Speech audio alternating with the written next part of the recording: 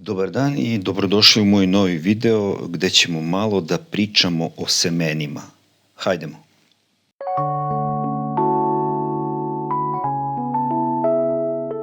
Mi već godinama koristimo slične hibride jer su se pokazali tako u prethodnim eksperimentalnim godinama, 7-8 godina. Tako da pojedini hibridi ostanu na gazdinstvu i po 5, 6, 7 godina zato što su dobri i ne treba ih menjati. Ali uvek ponešto novo uvodimo, da ne bi prošla godina uzalud, uzmemo i neko novo seme da isprobamo. Tako smo recimo uzeli 500 semenki ovog šljivara duguljastog, jer njega koristimo za preradu, za ceđenje. Tomato juice, što bi rekli na zapadu. Isprobat ćemo 500 komada nekog tajga. Tajgo se zove, tako je ušao u Srbiju. Pa ćemo vidjeti ako se pokaže dobar u polju, nastavit ćemo. Nastavit ćemo sa poljskim paradajzevima.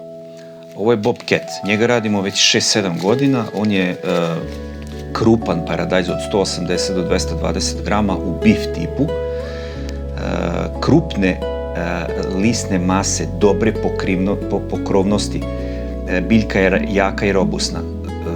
To je jako bitno zadnjih godina kako su suše i kako su jake vrućine, da biljka ima jaku lisnu masu kako bi pokrila zelene plodove koji ne bi izgoreli na jakom suncu.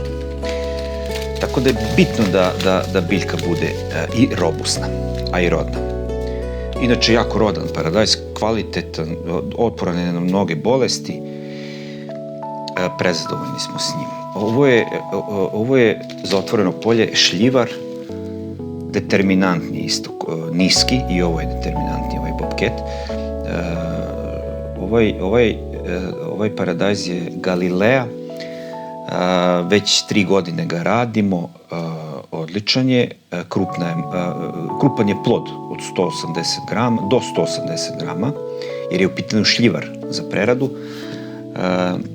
jake mase, robusne i isto dobre pokrovnosti. Sad trenutno ne reklamiram uopšte hibride, nego vam pričam na čega treba da obratite pažnju ukoliko radite na otvoreno. A verujem da vas nema puno. Međutim, isto važi i za amatere koji radi po baštama. Što se tiče plastenika, koristimo berberanu, isto jaka biljka jako, robusna lisna masa, paradajz je u bif tipu, mesnat, krupan, 180 do 220 grama. Kod ovog paradajza je dobro što i kad se obere i kad prođe tih 4, 5, 6 famoznih spratova i silnih problematika s kojima se susrećemo, pričat ćemo u narednim videima kakvih sve problema ima što se tiče proizvodnje paradajza u plasteniku. On je dobar jer i posle svih tih branja on jadan krene i razvija se i raste lisna masa i počne i da zameće, tako da nagrađuje proizvođača do samoga kraja. Isto je otporan na razne bolesti. Što se tiče zaštite, isto jednog dana ćemo snimiti neki dobar video o tome. Imam svašta da vam pričam. Ovo je bobita paprika plastenička, krupnih plodova, 4-komornih. Dobra je biljka, isto lepo pokriva. Rekli smo zbog suše, jel tako? To je stari hibrid, jako se lepo pokazao i ne treba ga menjati. Ovo su neke ljute za kuću, mislim. To vam nije mnogo bitno. Lepa krupna ljuta, Forteza, eto, ako nekog zanima. Ovo je kupus potomak koji radimo zapravo za jesen. Kada dođe vreme za rasađivanje, tamo negde jul, seče se od oktobra meseca, fantastičan kupus za preradu, za kišeljenje, za ribanje i njega isto prerađujemo, tako da dobar kupus, verujem da su mnogi čuli za njega i to je to. Otprilike na tome se zasniva naše gazdinstvo i tako ćemo se družiti tokom godine. Gledat ćete kako proizvodimo 5000 plasteničkih, oko 20.000 biljaka njivskih, 4000 paprike i tako dalje. To je sve u plastenicima je paprika i paradajz, a ovaj paradajz je za otvoreno, ovih 20.000. To inače radimo na 3, blizu 4 jutra. I družit ćemo se do prerade. To bi bilo to. Još jedna stvar koja je interesantna.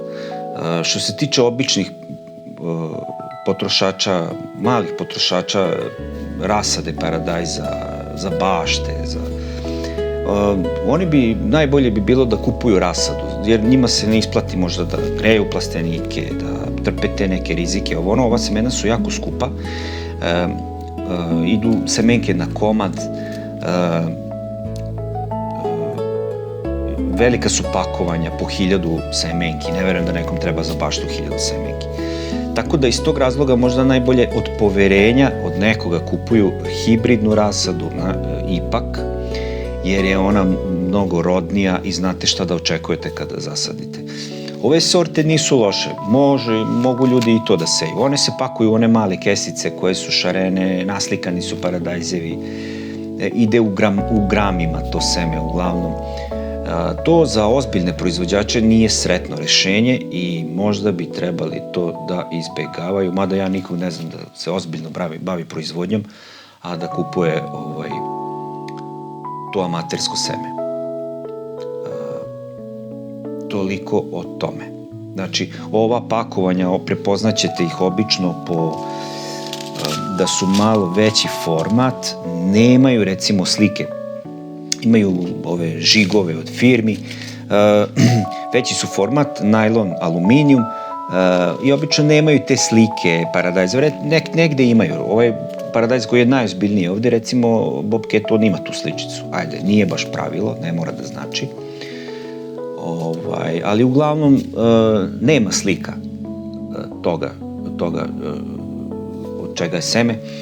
Tako da, eto, po tome ćete otprilike prepoznati. Ali na internetu možete pronaći sve te hibride, informisati se kroz kataloge i onda znati šta tražite. Toliko o tome. Vidimo se.